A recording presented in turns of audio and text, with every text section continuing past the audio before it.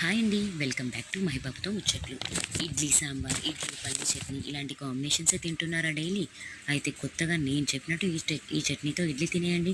చాలా ఈజీగా టేస్టీగా ఉండే ఈ చట్నీ ప్రిపేర్ చేసేద్దాం రండి. ముందుగా కడాయి పెట్టి గ్యాస్ ఆన్ చేసి చిన్న టీ గ్లాస్ నువ్వులు లో ఫ్లేమ్లో వేయించుకోండి. నువ్వులు తీసేసాక 1 స్పూన్ ఆయిల్ వేసి 4 పచ్చిమిరపకాయలు వేసి అవి టపటపా అన్నాక గ్యాస్ ఆఫ్ చేయండి. ఇవన్నీ చల్లారాక జార్లో వేసి 1/2 స్పూన్ జీలకర్ర, 4 వెల్లుల్లి రెబ్బలు, 1/2 స్పూన్ ఉప్పు, ఒక గోలీ సైజ్ అంత చింతపండు వేసి మిక్సీ పట్టండి. మధ్యలో కొన్ని వాటర్ యాడ్ చేసి మెత్తగా మిక్సీ చేసేయండి.